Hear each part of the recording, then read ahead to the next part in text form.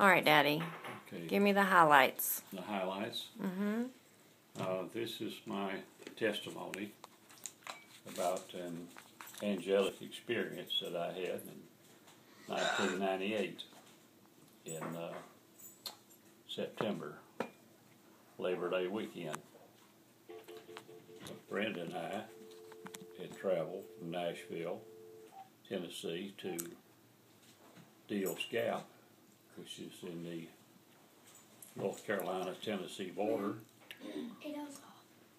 We were going over to ride the Dragon, which is 318 curves and 11 miles. So I had an experience even on my trip. Halfway there, I had experienced an oppressive feeling as we were riding our motorcycles, and I became very cold on the trip. And it was a nice warm morning, but I was cold to the point of shaking, and it was really a strange feeling. But I rode for another 30 minutes, determined not to let the day be spoiled, and finally that oppressive feeling left me. So my friend and I continued on over to Deals Gap, and we had made a couple of trips through Deals Gap, through the curves, chasing each other's tail and more or less racing with one another. And it was really hot. I took off my motorcycle jacket over at the Motorcycles Only Campground, which is a place where all the bikers meet to have burgers, and also you could stay overnight there. But all the riders, where they share their war stories from the ride across the gap. I left my... Are you videoing this, dude? I am. I left my my jacket and my my riding pants in my compartment on my bike, and so we went back across the mountain for the third time. And on the third time over, I went into a sharp curve, downhill curve, and my brakes failed. So I didn't want to lay the bike down because I didn't have my leathers on, but I had either hit a guardrail or lay the bike down, and I chose to try to hit the guardrail at such an angle that it would absorb some of the shock of the hit. So when I hit the guardrail, though, the bike swung around and it caught my leg on the guardrail, and I went over the guardrail and went down an embankment. I'm guessing maybe 20 feet down the embankment, a rocky embankment. When I landed on my back, and when I was addled a little, but I sat up to kind of evaluate what my condition was, and my arm was stinging real bad. So when I checked my arm, I had a huge gash on my forearm, and I apparently severed the artery because it was just gushing.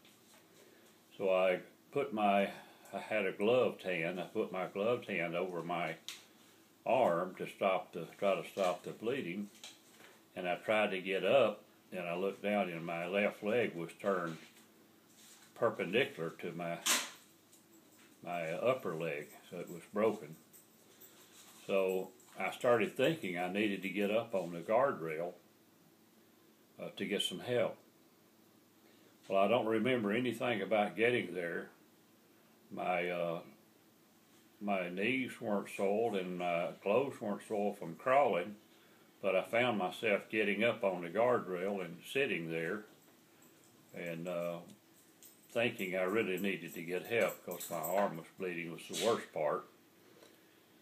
And as I was sitting on the guardrail, I looked in front of me, and like 15 feet in front of me, there was a lady was walking up, and she had on I remember it was a wraparound blue jean skirt, one of those things that was popular then, and she had on a pastel blouse, and she had a soft look on her face, not any distinguishing looks, but just a soft look. And she walked up and she said, "Can I help you?" And I said, "Well, I need to get some help. I had some medical help." She pulled a cell phone out of her pocket and she said, "Well, I'll call the hospital." And so she did, and I heard her talking with the Blount County Hospital.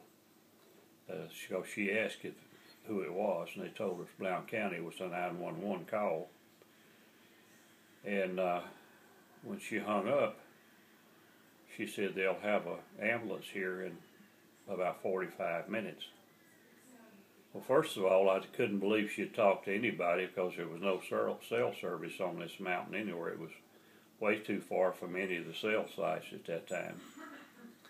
And we tried to get cell service there before, and nobody could get any cell service. But nevertheless, I heard my buddy coming around the one of the curves, and he had been behind me, and he rode up, and he asked me what happened, and I said I hit this guardrail and got thrown over. I'm hurt pretty bad. I need the help. And he said, "Well, we'll have to try to get an ambulance or call 911. I said, "Well, someone was just here and called 911. He said, "There's nobody here." Well, I could see in both directions. If anybody had been walking, it'd been very obvious they'd been somewhere inside, and no one was there. And he said, "Well, Frank, nobody's here. We need to call for help." I said, "Well, Dennis," I said, "it was a lady just here." Said she called and said Blount County would be here 15 or 45 minutes. So we sat down and we waited for some other people to come so we could send someone back over to the campground to make a call. Meanwhile, some people in a camper came by and they stopped, and they brought a chair down and they brought a jug of iced tea. And I started to feel kind of dizzy because I had bled quite a bit. And so when I sat down and was drinking the iced tea, and I started feeling a little bit better. I wasn't as faint. And after about 15 minutes, way off in the distance, you could hear sirens. And those sirens continued, and I sat there and we waited. And sure enough, in 45 minutes exactly, that ambulance pulled up to where I was sitting on the guardrail. And so they carried me to the hospital, and at the hospital they said they had got a call from a lady and said someone needed help. I was going to get I was hoping just to get my arm sewed up, but they looked at the tear and they said, "Well, you'll have to have some surgery with this." And so they left me in a room and come back and said, "Well, it just happens that the surgeon was here for something prior to your coming in, and he'll be in just a few minutes." So it wasn't long before the surgeon come in. I had surgery on my arm, and what was amazing, he asked me if I wanted to be put to sleep or get a local, and I said, "Well, I'd rather not be put to sleep." So he said, "Well, I'll just start giving you a bunch of shots so I can do what I need to do." So he got his nurse in there, and he started cutting and ripping on my arm, and so I wanted to distract myself, so I started singing some praise songs. I thought I was singing to myself, but apparently I was singing out loud, and I sang through all this process, which lasted probably 30-45 minutes. So the surgeon was kind of amazed that I was laying there doing this when he was doing this extensive surgery on my arm, because I had just a chunk of meat torn out. So he got that all sewed up, and so they straightened my leg out, and I told them I would wait till I got back to Nashville to have that looked at. Well, I belonged to Christian Motorcycle Association, so I called the guys back in Nashville, told them what happened. They said they would be there first thing the next morning to pick me up.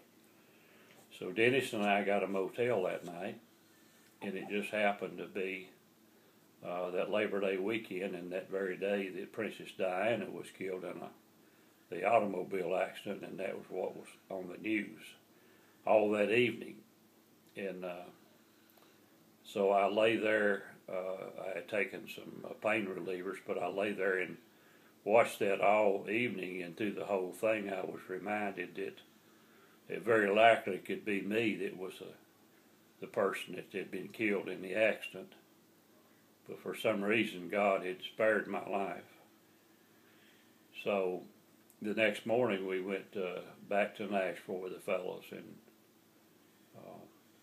I went through a long process. I was in bed for about probably 4 weeks, recuperating, and then finally had surgery on my leg, and had some work done there. But I had a lot of time to think about how God operates when we are not even aware He's in the picture.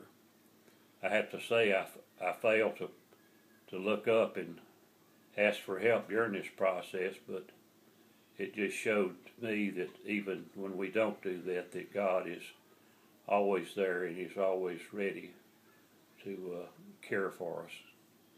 So I had a lot of time to lay in bed and think about my life and purpose and all. I have to say I didn't determine what my purpose was, but I do know that I had a purpose and a destiny, and I'm seeing some of that work through, and I think the jail ministry is part of that. But anyhow, I'm just very thankful that I was come through this, and I was given an opportunity to see God's angels at work, first-hand experience.